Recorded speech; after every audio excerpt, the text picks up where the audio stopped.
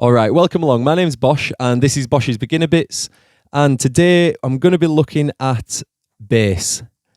I got a message from someone asking about the best way to EQ a bass to get the most out of the sub and how to not have too much in the... So we're going to be talking the sub and the bass, the two different things.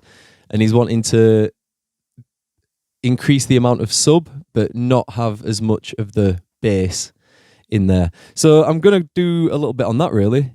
I've written just a short 1-bar bass line. It's very simple. And I've got just a sine wave going there. Yeah, it's not meant to be anything good. And all I'm going to show you is the difference between the two ranges of frequencies and where you can put your bass line to put them in to like sort of get the most out of the range of bass that's available. That's what I'm trying to say.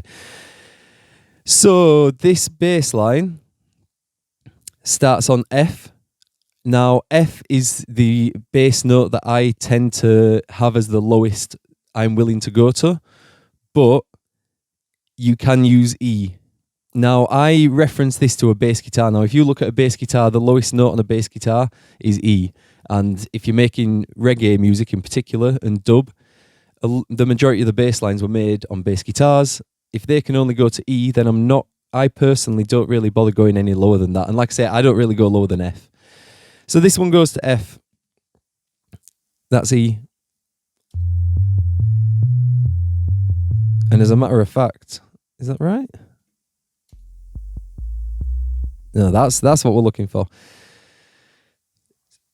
So I'm going to open up the EQ and let's have a look at the frequencies that's hitting. So that's F. F hitting there about 42, 43 hertz. And then, as a matter of fact, let's make it do what I'm saying is the full range.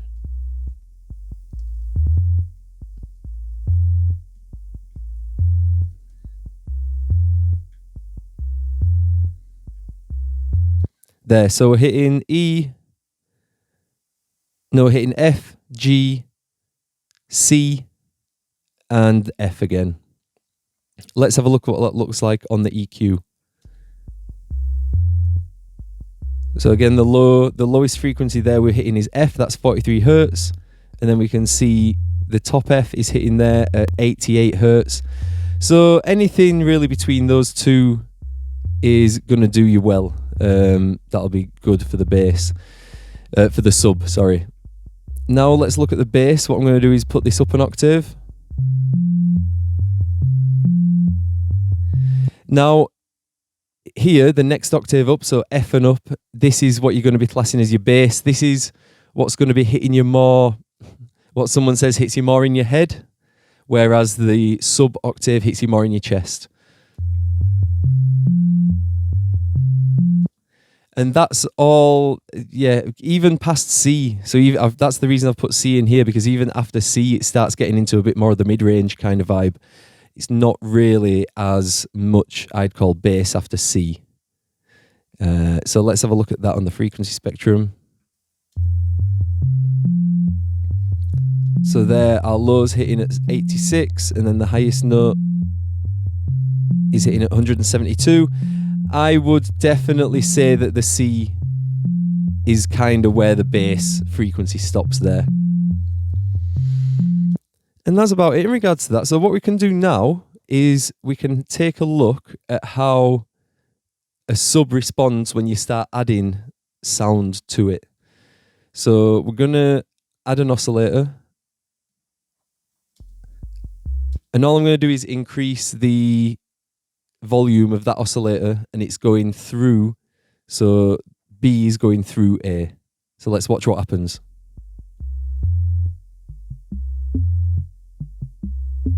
So now I've only done it a little bit, and you can see there's it's this pattern here replicated again here, and then here. Let's add some more.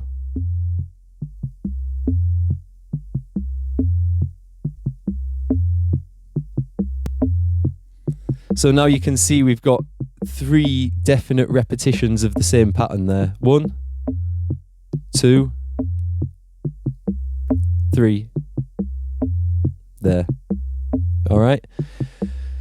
So you can see there how you could then EQ this. So let's go back to the EQ.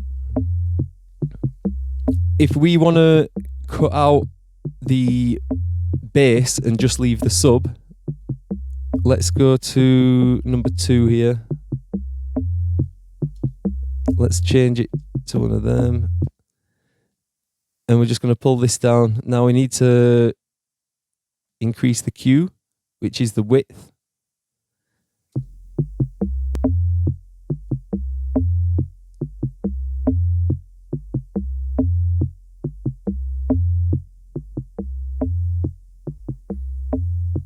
So now you've got some sub, you've got the highest end of the click, but you're missing this middle bit. And then if you wanted to increase your sub, this is just a really rough idea, by the way. This is nowhere near accurate as to how you would EQ something. I'm just kind of want to show you the different areas on the EQ that you need to be thinking about.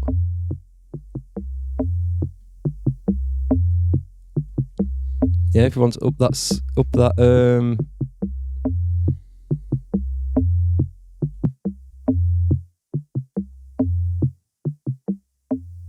yeah, there we can see. You can hear now that the hit of that is what's sort of in that frequency, and then everything else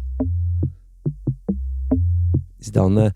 Let's take it from the other end. Let's put on a low pass.